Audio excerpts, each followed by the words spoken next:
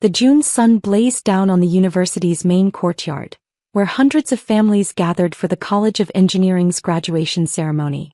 White folding chairs stretched across the manicured lawn in perfect rows, filled with proud parents clutching cameras and bouquets. The air hummed with excitement, graduation caps glinting in the afternoon light, and the sound of nervous laughter mixing with the distant hum of air conditioning units working overtime in the administrative buildings that surrounded the ceremony space. I stood at the edge of the crowd, smoothing down my simple navy dress from Target, the same one I'd worn to job interviews and scholarship meetings for the past 2 years. The fabric was polyester, not silk, and the hem had been carefully mended where I'd caught it on a laboratory stool. My graduation cap sat slightly askew on my head, secured with bobby pins I'd borrowed from my roommate since I couldn't afford the fancy graduation accessories my classmates had ordered online. "You look fine, sweetheart," I whispered to myself, the same words I'd been repeating for months whenever doubt crept in. But as I spotted my family walking across the lawn, my confidence wavered like heat shimmer on asphalt. Mom strutted toward me in her new designer heels, Louboutin pumps she'd bought specifically for this day, their red soles flashing with each step like warning signals. Her Chanel suit was pristine white, probably costing more than I'd spent on textbooks for my entire degree. Dad walked beside her in his custom-tailored gray suit, his Rolex catching the sunlight as he checked the time with obvious impatience. Behind them, my older brother Marcus strolled casually in his expensive polo shirt and designer jeans, his law degree from an Ivy League school having earned him permanent golden child status in our family hierarchy. "There she is," Mom announced as they approached, her voice carrying that particular tone she reserved for disappointments. "Our little graduate." The pause before graduate spoke volumes. She looked me up and down with the practiced eye of someone who'd spent years in country club social circles, her gaze lingering disapprovingly on my modest dress, my simple flat shoes and my drugstore makeup. "Jesus, Maya," Dad said, not even bothering to lower his voice as other families milled around us. "Couldn't you have at least tried to look presentable? This is supposed to be a celebration." He gestured vaguely at my outfit while pulling out his phone, already distracted by whatever stock alerts or business emails demanded his attention. Marcus smirked, leaning against a nearby tree with his arms crossed. "At least she's finally done with this whole phase," he said, making air quotes around the word phase, as if my 4 years of intensive biomedical engineering study had been some kind of rebellious hobby. "Maybe now she can get a real job and start contributing to the family for once." The words stung, but I'd learned to expect them. For 4 years, every family dinner had included commentary about my worthless degree, my unrealistic dreams, and my waste of potential. While Marcus had been fast-tracked through law school with full parental funding, I'd worked 3 part-time jobs to pay for my education, tutoring underclassmen in mathematics, grading papers for professors and spending weekends cleaning laboratory equipment. "We're sitting in the family section," Mom informed me, pointing toward a cluster of chairs near the front of the ceremony area. "Try not to trip on that dress when they call your name. And for God's sake smile. People are watching." She adjusted her pearl necklace, a gift from Dad for their last anniversary, and checked her reflection in her phone screen.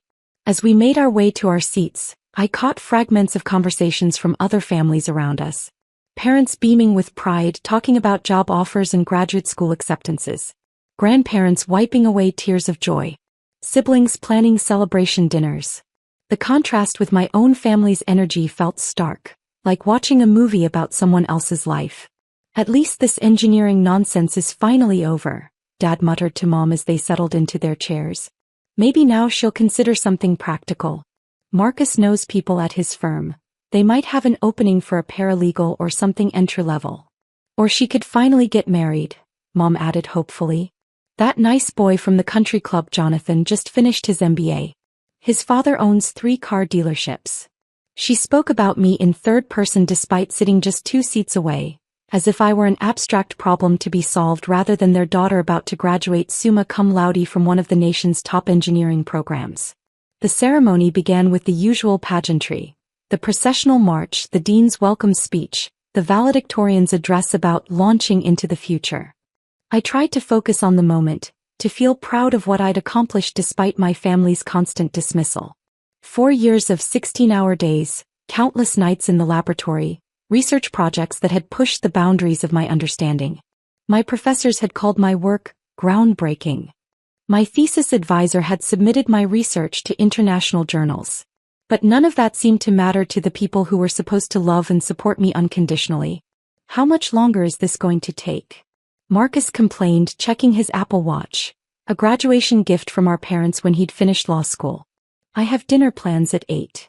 Shoo, Mom hissed, though she was clearly bored too. We have to at least pretend to care. She waved at another family across the seating area, flashing her practiced social smile before returning to her natural expression of mild annoyance.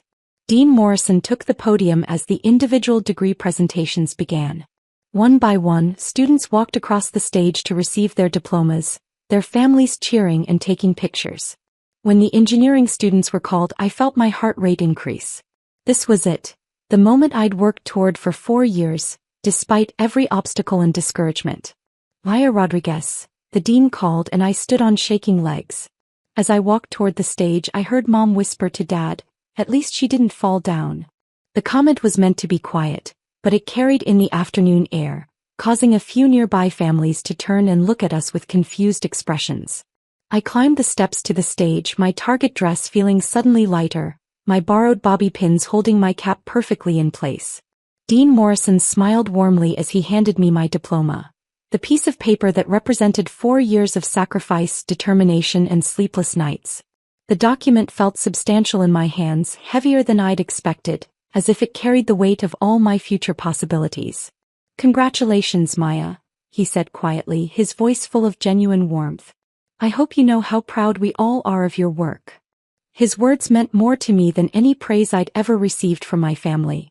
This man, who barely knew me personally, understood the significance of this moment in ways my own parents couldn't seem to grasp.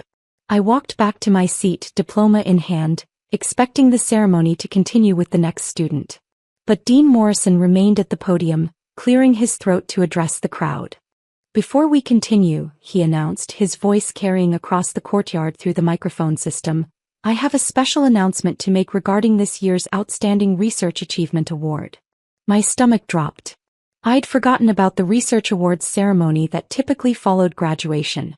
Several students each year received recognition for exceptional work, usually accompanied by small grants or scholarship money for graduate school. I'd submitted my research on biocompatible neural interfaces months ago, but with everything else going on, it had slipped my mind entirely. This year's recipient has developed revolutionary technology in the field of biomedical engineering, Dean Morrison continued, his voice growing more enthusiastic. Their research on neural interface systems has attracted attention from major medical device companies and research institutions across the country. I felt my parents shifting uncomfortably in their seats beside me. Dad was still checking his phone, probably reading emails about some real estate deal. Mom was touching up her lipstick using her phone's camera, preparing for the post-ceremony photos she'd inevitably post on social media to show her friends how supportive she was. The recipient of this year's Outstanding Research Achievement Award, along with a $2 million research grant for continued development, is $2 million. The number seemed to echo in my head like a bell. I'd known the research award existed, but I'd never imagined it came with funding of that magnitude. $2 million could fund years of research, could transform not just my future but potentially the lives of countless patients who might benefit from my neural interface technology. Maya Rodriguez. Time seemed to stop. The dean's words hung in the air like a physical presence, impossible to ignore or misinterpret. Around me, the crowd erupted in applause, but all I could hear was the sudden silence from my family's section. I turned to look at them, my diploma still clutched in my hands. Dad's phone had slipped from his grasp and fallen to the grass beneath his chair. His mouth hung open, his eyes wide with shock and confusion. Mom's lipstick had frozen halfway to her mouth, her hand suspended in midair as she stared at me with an expression I'd never seen before, something between bewilderment and dawning horror. Marcus had gone completely pale, his confident smirk replaced by a look of pure panic. The golden child who'd always been held up as the family success story suddenly looked very small and uncertain, as if the ground beneath his expensive shoes had shifted without warning. "Maya Rodriguez," Dean Morrison repeated, gesturing for me to return to the stage. "Please come forward to accept your award." The applause grew louder as I stood on trembling legs and walked back toward the stage. Other families were turning to look at mine, smiling and pointing, clearly expecting to see proud parents beaming with joy. Instead, they saw three people who looked like they'd been struck by lightning, frozen in place with expressions of absolute shock. As I climbed the steps to the stage for the second time, Dean Morrison's smile had grown even wider. "Maya," he said, speaking into the microphone so his words carried across the entire ceremony, "your research on biocompatible neural interfaces represents a breakthrough that could revolutionize treatment for spinal cord injuries, paralysis, and neurodegenerative diseases." The review committee was unanimous in their decision. He handed me a thick folder containing what I assumed were the grant documents and research agreements. The weight of it in my hands felt surreal, like holding my own future. $2 million for research that my family had dismissed as playing with computers and wires. "Can you tell our audience a bit about your work?" Dean Morrison asked, turning to face the crowd with obvious pride. I took a deep breath, steadying myself at the microphone. "For the past 3 years, I've been developing neural interface technology that allows direct communication between the brain and external devices," I began, my voice growing stronger with each word. "The applications range from helping paralyzed patients control robotic limbs to treating severe depression and PTSD through targeted neural stimulation." The crowd listened with rapt attention, but my eyes were fixed on my family. Dad had finally retrieved his phone from the grass, but his hands were shaking so badly he couldn't unlock the screen. Mom had dropped her lipstick entirely, her designer purse falling open and spilling its contents across her lap. Marcus was frantically Googling something on his phone, probably trying to understand what a $2 million research grant actually meant.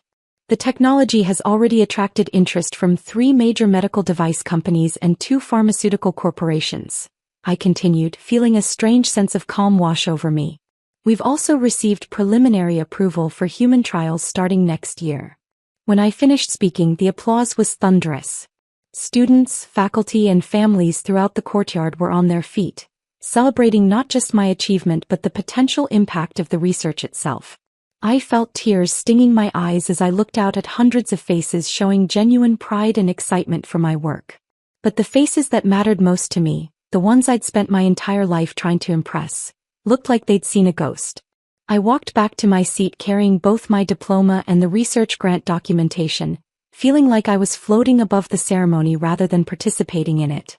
The dean continued with the remaining awards and closing remarks, but I barely heard any of it. My mind was racing, processing the magnitude of what had just happened. $2 million. International recognition. Human trials. Job offers that would undoubtedly follow. Graduate school opportunities at the world's top research institutions. Everything I'd dreamed of but never quite believed was possible. As the ceremony concluded and families began to disperse, taking pictures and making dinner plans, my own family remained frozen in their seats. Other parents approached us, offering congratulations and asking about my research. Dad managed to nod and smile, but I could see the confusion and panic in his eyes as he tried to process how his worthless daughter had just received one of the most prestigious research awards in the country. "Excuse me," a woman in an expensive suit approached our group. "I'm Dr. Patricia Williams from Johns Hopkins. I was hoping to speak with Maya about potential collaboration opportunities." She handed me a business card with the Johns Hopkins Medical Institution logo embossed in gold. Behind her stood 2 more people. A man in a navy suit from MIT and a woman representing Stanford's bioengineering department. All 3 of them were looking at me with the kind of respect and admiration I'd never seen in my parents' eyes. "Maya," Dr. Williams continued, "your research has implications that could change the entire field of neuromedicine. We'd love to discuss graduate funding and laboratory access if you're interested in continuing your work at the doctoral level." "Full funding," the MIT representative added. "Plus laboratory access, research assistant positions, and potential patent sharing agreements. This is exactly the kind of innovation we want to support." I looked at my family, who were listening to this conversation with growing horror. Mom's face had gone from pale to green, as if she might actually be sick. Dad kept opening and closing his mouth like a fish, unable to form coherent words. Marcus had put his phone away entirely and was staring at me as if seeing me for the first time. That's wonderful, Mom finally managed to say, her voice barely above a whisper. "We're so proud." The words sounded foreign in her mouth, like she was speaking a language she'd never learned. "Yes," Dad added quickly, trying to recover some semblance of parental pride. "Maya has always been brilliant. We always knew she'd accomplish great things." His voice cracked slightly on the word always, and I saw him glance around nervously to see if anyone had noticed his obvious discomfort. The representatives from Johns Hopkins, MIT, and Stanford exchanged business cards with me and scheduled follow-up meetings for the following week. As they walked away, discussing among themselves the potential applications of my research, my family and I stood in awkward silence on the rapidly emptying lawn. $2 million, Marcus finally said, his voice hollow. That's more than I made in my first 3 years at the firm combined. How did you? Mom started, then stopped, unable to finish the question. How did you hide this from us? How did you accomplish something this significant while we weren't paying attention? How did we miss the signs that our supposedly worthless daughter was developing world-changing technology? I tried to tell you, I said quietly, my voice steady despite the emotional tornado swirling inside me. For 4 years I tried to explain my research, to share my excitement about the potential applications. Every time I brought it up at dinner, you changed the subject or told me to focus on practical things. Dad's face had gone from pale to red, a flush of embarrassment creeping up his neck. We thought. You thought it was a waste of time, I finished for him. You thought my degree was worthless, my professors were filling my head with nonsense, and my research was just playing around in laboratories. You told me to get a real job, to be practical, to stop dreaming about things that would never amount to anything. The silence stretched between us like a chasm. Around us, other families were heading to cars and restaurants, planning celebrations and taking pictures. The late afternoon sun was starting to sink toward the horizon, casting long shadows across the empty ceremony space. Maya, Mom said finally, her voice small and uncertain. We want to take you to dinner. To celebrate. The country club has a private dining room we could. No, I said, surprised by how calm I felt. Thank you, but no. What do you mean, no? Dad asked, his business instincts kicking in as he tried to regain control of the situation. This is a family celebration. We should be together. I looked at the 3 people who had shaped my entire life, who had provided for me financially but had never truly seen or supported me emotionally. They stood there in their expensive clothes, clutching their designer accessories, looking lost and confused in the face of my success. For 4 years, you made it clear that my work wasn't worth your time or attention, I said, tucking my diploma and research documentation under my arm. You called my degree worthless, my research a waste of time, and my dreams unrealistic. You told me to get a practical job and stop embarrassing the family with my ambitions. We were trying to protect you, Mom protested weakly. We didn't want you to be disappointed if things didn't work out. You weren't protecting me, I replied. You were protecting yourselves from having to admit that maybe, just maybe, I knew what I was doing all along. Marcus stepped forward, his lawyer instincts recognizing a negotiation in progress. Look, Maya, we're family. We stick together, right? Dad has connections in the medical device industry. We could help you navigate the business side of this research grant. The offer was so transparently opportunistic that I almost laughed. The same family that didn't stick together when I was working 3 jobs to pay for school? The same family that suggested I become a paralegal because engineering was too ambitious? That family. Dad's phone buzzed with what was probably another business alert, but for once he ignored it entirely. We made mistakes, he admitted, the words seeming to cost him physical effort. We didn't understand what you were working on. But we're here now. We want to support you. Where were you when I was pulling all-nighters in the laboratory? Where were you when I was presenting my research at conferences? Where were you when I won my first academic award last year? I asked, my voice still calm but growing stronger. You were at Marcus's law firm's social events, his bar exam celebration party, his first case victory dinner. You were there for all of his achievements, even the small ones. But you couldn't be bothered to attend a single one of my academic presentations. The truth hung in the air between us like a physical barrier. 4 years of dismissal, discouragement, and disappointment couldn't be erased by a few minutes of shocked recognition. What do you want us to do? Mom asked, tears starting to form in her eyes. How do we fix this? I looked at her for a long moment, this woman who had given birth to me but had never really seen me. I don't know if you can, I said honestly. This isn't about money or connections or business opportunities. This is about respect. This is about believing in someone you love, even when you don't understand what they're doing. I started walking toward the parking lot where my 10-year-old Honda Civic waited, the car I'd bought used with money from my tutoring jobs, the car they'd always been embarrassed to be seen in. Behind me I heard them calling my name but I didn't turn around. Paya, wait. Dad shouted. Let's talk about this. Let's figure out how to move forward. I stopped and turned back to face them one more time. They stood there in a huddle, three successful wealthy people who suddenly looked very small and uncertain. I'll be spending the next week meeting with research institutions about graduate programs and laboratory access, I said. After that, I'll probably be relocating to whichever university offers the best facilities for my continued research. Relocating. Mom's voice cracked on the word. Johns Hopkins, MIT, Stanford, they're all interested in my work.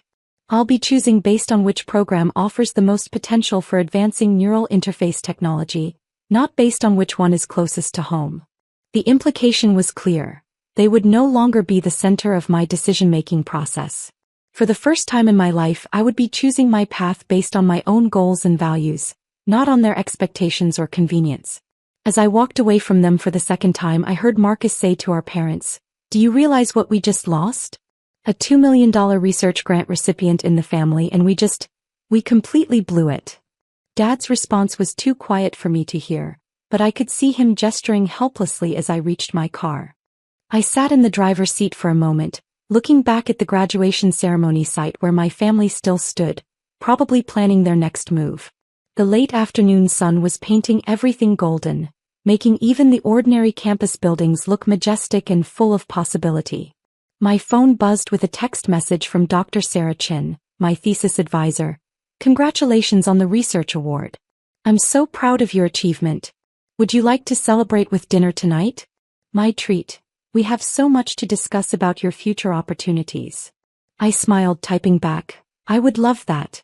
Thank you for believing in my work when it mattered most." As I drove away from the campus, heading toward a dinner celebration with someone who had actually supported my dreams, I felt something I'd never experienced before. Complete freedom from the need for my family's approval. The $2 million research grant wasn't just funding for my continued work. It was validation that I had been right all along to pursue my passion despite their discouragement.